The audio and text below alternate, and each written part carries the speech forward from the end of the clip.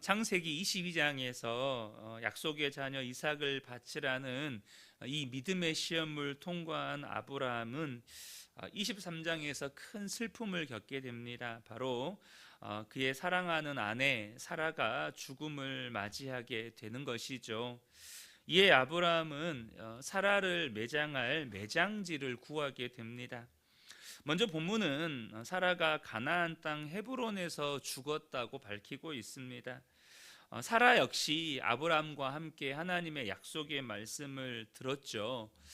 그런데 사라는 그 약속의 말씀이 성취되는 것을 보지 못하고 세상을 떠나게 됩니다. 아브라함은요, 정확하게 언제 사라와 결혼했는지 성경에 나타나 있지 않기 때문에 알 수는 없지만 이제 사라의 나이 127세에 죽었다라는 말을 들으면 아마도 거의 100년 정도 아브라함과 사라가 함께 이렇게 부부로 지내지 않았겠습니까? 그러니까 아브라함에게 있어서 이 사랑하는 아내 사라의 죽음이 가져오는 이 상실감과 슬픔은 이루 말할 수가 없는 것이죠. 이런 100년 세월을 함께 지냈던, 그것도 사랑하는 아내가 아내가 이렇게 죽음을 맞이했다. 엄청나게 큰 충격이고 아픔이지 않겠습니까? 이 아브라함이 겪은 상실감과 슬픔이 이루 말할 수가 없겠죠.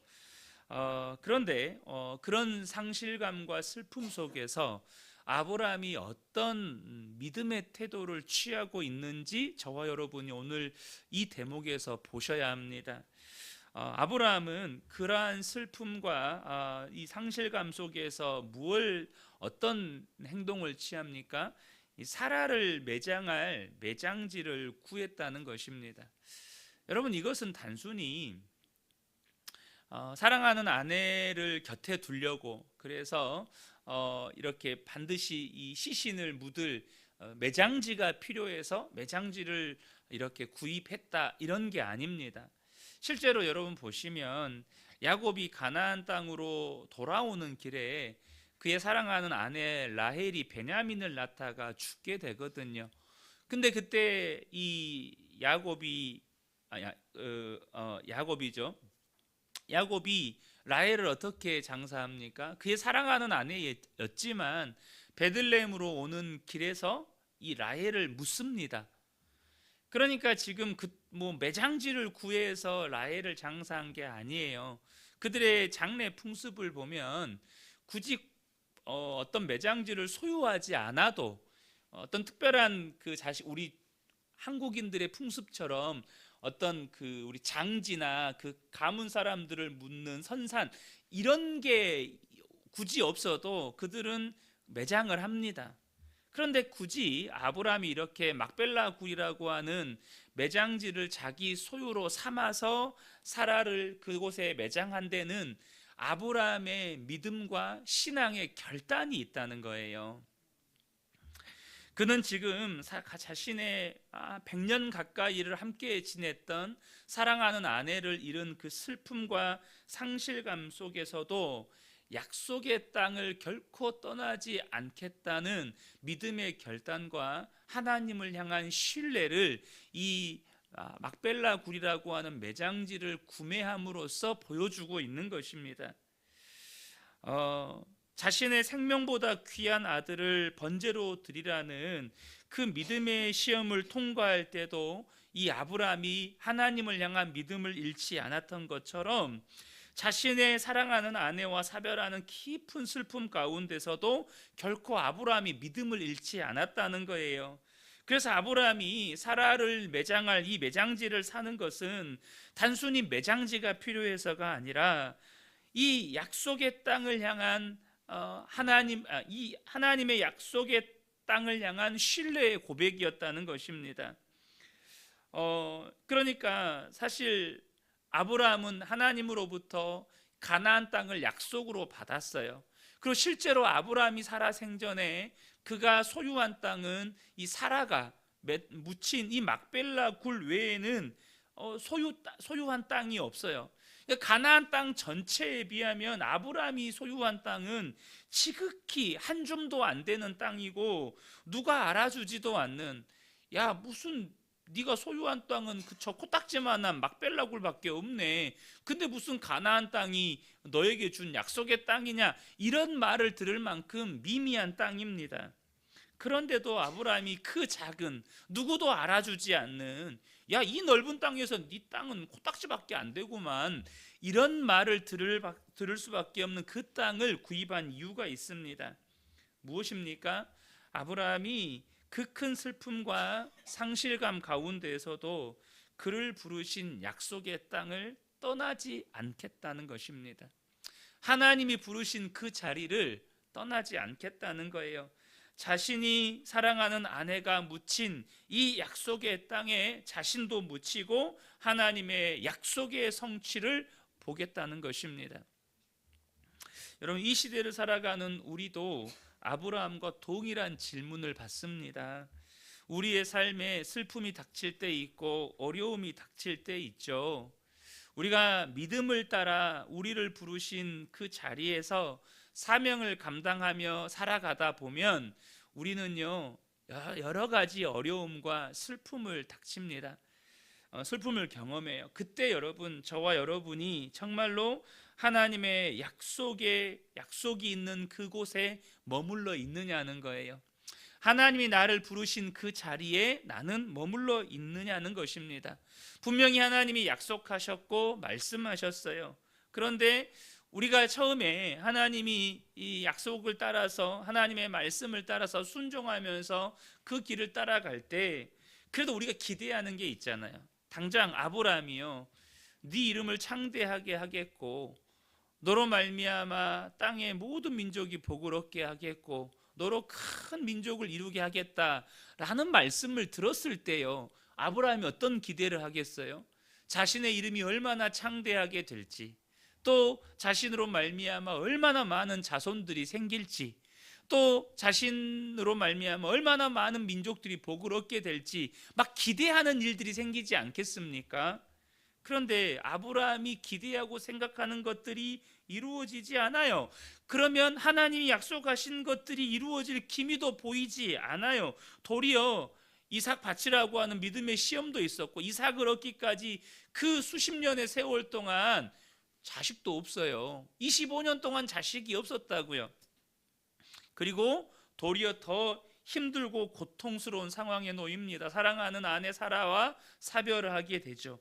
그럴 때조차도 나는 나를 부르신 자리에서 하나님을 신뢰하며 머물러 있느냐는 거예요. 어떤 상황에서도 하나님의 신실하심을 신뢰하고 나를 부르신 자리를 지키려는 아브라함이 막벨라 굴을 어찌하든지 더 많은 돈을 얹어서라도 구매하는 것처럼, 주님 나는 주님을 신뢰하며 이 자리를 떠나지 않겠습니다라는 그런 믿음의 결단이 있느냐는 것이죠. 오늘 아브라함이 이 막벨라 굴을 사는 모습은 이러한 질문을 우리에게 던지고 있다는 것입니다. 너는 너의 삶에 네가 원하고 네가 기대하는 바가 이루어지지 않아도, 또 아브라함이 사랑하는 아내 사라와 사별하는 것 같은 그런 슬픔과 상실감과 또 때로는 어떤 고난을 당한다 하더라도 내가 너를 부른 그 부르심의 자리에 여전히 머물러 있겠느냐? 내가 너를 부른 그 자리에 너에게 맡겨준 그 사명을 감당하면서 나를 신뢰하면서 너는 그 자리를 지키고 있겠느냐라고 주님이 우리에게 물으신다는 것입니다. 아브라함은 막벨라 굴을 구매하려고 이제 햇사람들의 성문 앞에서 햇사람들에게 자신을 이렇게 소개를 해요. 4절을 보면 나는 당신들 중에 나그네요 거류하는 자요, 이렇게 소개를 합니다. 자신은 나그네고 거류하는 자래요. 자신을 낮춰서 이렇게 사람들 앞에 소개를 합니다.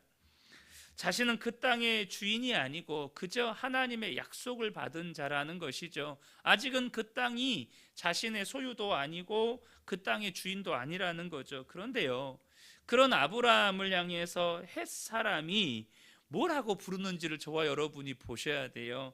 6절을 보면 내 주여 들으소서, 당신은 우리 가운데 있는 하나님이 세우신 지도자이시니, 이렇게 아브라함을 부르고 있다는 거예요. 분명히 아브라함은 그 땅에 땅 한 줌 소유한 적이 없는 그냥 나그네요 거류하는 자인데, 햇사람들은 아브라함을 어떤 사람으로 보냐면 하나님이 세우신 지도자로 보고 있다는 거예요.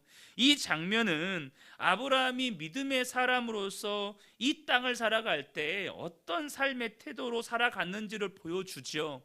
히브리서에서도 동일하게 이야기하잖아요. 그들은 이 땅에 나그네라고 여겼다는 거예요. 스스로 믿음의 사람들은 이 땅에 영원히 살 사람들이 아니고 이 땅에 나그네고 영원한 본향 찾는 자였다라고 스스로를 믿으면서 살았다는 거예요. 그런데 하나님은 6절에서 그런 아브라함을 통해서, 그런 삶의 태도, 그런 믿음의 태도를 가지고 살아가는 아브라함을 통해서 이미 하나님의 약속대로 열방과 민족 가운데 복을 흘려보내고 계셨다는 것을 보여줍니다. 왜 이 햇사람들이 아브라함에게 당신은 하나님이 세우신 지도자입니다 라고 이렇게 고백할까요? 아브라함을 통해서 하나님이 역사하시는 걸 본 거예요. 아브라함을 통해서 하나님이 일하시는 걸 본 거예요. 그래서 오늘 본문에 보면 이 에브론이란 사람이 자신의 땅을 매장지로 무상으로 주겠다고 제안을 하지만 아브라함은 이를 거절하고 값을 치르겠다고 고집합니다. 이것은 혹시라도 장래에 그의 후손들과 가나안 족속들 사이에 일어날 수 있는 이 땅 소유 분쟁을 미연에 방지하기 위한 것이기도 하지만, 무엇보다 아브라함은 하나님의 약속이 반드시 이루어질 것인데, 만약에 그 땅을 무상으로 받게 되면 사람들이 어떻게 생각해요? 그것은 우리가 아브라함에게 베푼 호의 때문에 이루어진 것이다 라는 오해를 받지 않으려고, 그런 오해를 받지 않으려고 아브라함은 그 땅을 돈을 주고 구입을 했다는 것입니다. 더 많은 돈을 주고 구입을 했다는 거예요. 여러분, 이러한 믿음을 저와 여러분이 배워야 합니다. 우리는 하나님을 믿는다고 하지만 그러면서도 여전히 우리 한켠에는 뭐가 있어요? 사람의 인정 혹은 조건, 사람들이 베푸는 호의에 기대고 싶을 때가 많아요. 얼마나 좋아요. 마침 땅이 필요했는데 누가 무상으로 그 땅을 준대요. 우리는 하나님을 믿는다고 하면서 하나님께서 이 일을 이루셨다고 해요. 그 사람이 베푼 호의까지도 우리는 뭐라고 생각을 해요? 야, 하나님께서 이렇게 사람을 통해서 나에게 땅을 무상으로 주시네. 여러분, 그러지 않겠어요? 만약에 여러분 한번 생각해 보세요. 우리가 교회를 건축한다고, 교회 건축하자는 말이 아닙니다. 교회를 건축한다고 했을 때 누가 땅을 무상으로 주겠대요. 그럼 당장 우리 안에서 무슨 일이 나와요? 야, 하나님이 그 사람을 통해서 이렇게 땅도 공짜로 주시네. 우린 당장 그런 입술의 말들이 나올 거예요. 근데 아브라함 어떻게 합니까? 반드시 돈을 지불하고 구입하겠다는 거예요. 뭐죠? 아브라함 안에는 이런 믿음이 있어요. 하나님의 약속은 하나님이 이루신다. 하나님의 약속은 하나님이 이루신다. 하나님의 방법으로, 하나님의 열심으로, 하나님의 신실하심으로 그 일을 이루신다. 당장 22장에서 아브라함은 여호와 이레를 경험했어요. 하나님께서 아브라함의 믿음도 준비하셨고, 하나님께서 그 이삭을 바치는 아브라함의 믿음에 대해서 인정하시면서 순양을 준비하셨어요. 모든 것을 하나님이 준비하신 것을 경험했다는 것이죠. 그래서 아브라함은 이 약속도 저 사람이 베푸는 호의를 통해서 이루어지는 것이 아니고 하나님께서 당신의 신실하심과 당신의 열심으로 이 일을 이루실 것이다. 그러니까 정당한 대가를 지불하고 그 땅을 구입을 한 것입니다. 사랑하는 성도 여러분, 우리 안에 이 믿음이 있기를 원합니다. 그래 여러분, 저와 여러분이 이 땅을 살아갈 때 하나님을 믿기 때문에, 영원한 하나님 나라가 있다는 걸 믿기 때문에 이 땅을 살아갈 때 나그네요 거류자로 살아가면서 정말로 믿음으로 살아갈 때 세상 사람들도 당신은 하나님이 세우신 지도자입니다, 당신은 진짜 예수 믿는 그리스도인입니다 라는, 우리를 통해서 하나님의 축복이 흘러가는 역사가 일어나게 된다는 것이죠. 상황을 기대하거나 환경을 기대하거나 혹은 사람의 호의를 기대하는 것이 아니라, 우리에게 주신 하나님의 약속의 말씀은 하나님이 반드시 이루신다, 그런 믿음을 가지고 저와 여러분이 오늘 하루도 그 하나님만을 의지하며 살아가는 저와 여러분 되시기를 예수님의 이름으로 축복합니다.